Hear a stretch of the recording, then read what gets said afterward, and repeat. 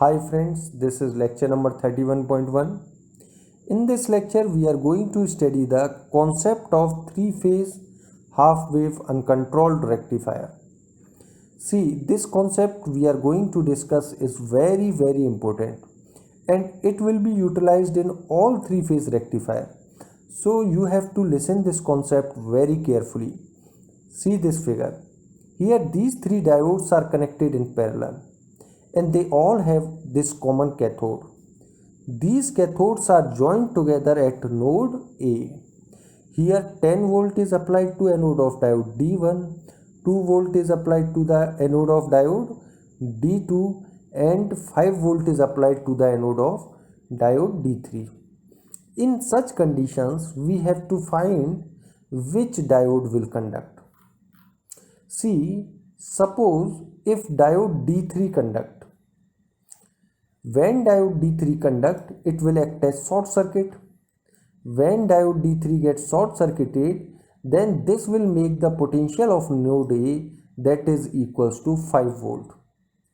Now see here, this 5 volt is greater than 2 volt. So diode D2 will get reverse bias. But cathode voltage of diode D1 that is 5 volt, it is less than anode voltage which is 10 volt. So diode D1 will get forward bias. So it will act as short circuit. So when it acts as short circuit, then potential 10 volt will tries to reach at node A. But a node cannot have two different potentials. Otherwise, Kirchhoff's voltage law will get violated. So this case is not possible because a node cannot have two different potentials. Now try the second case. Suppose if diode D2 conduct, then this diode D2 will act as short circuit.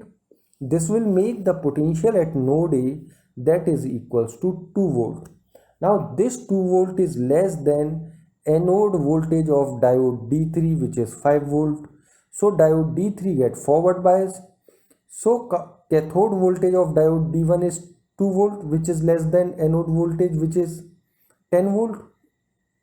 So diode D1 will also get forward bias. So it will also act as short circuit. But a node cannot have three different potentials. Otherwise again KVL will be violated. So this case is also not possible.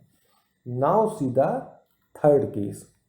Here suppose if diode D1 conduct, then potential at node A will be equals to 10 volt and this 10 volt will make both diode D2 and D3 reverse bias because anode voltages of both diode D2 and D3 is less than 10 volt, that is 2 volt and 5 volt, and 2 volt 5 volt both are less than 10 volt. That's why both diode D2 and D3 will get reverse bias. So node A in this case will remain with a single potential that is equals to 10 volt. Here no KVL law is getting violated. So only this case is possible.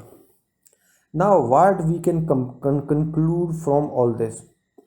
The conclusion is if two or more diodes are connected with their cathodes connected at a single node, then diode with maximum potential will conduct. So here we can see that three diodes are connected in parallel with common cathode. So here the highest potential is 10 volt. That's why only diode D1 will conduct. So this is the conclusion of this whole lecture. I hope you all get this concept clearly. In next video, we will see the operation of three-phase half-wave uncontrolled rectifier where this concept will be utilized. Thank you. Jai Shri Ram.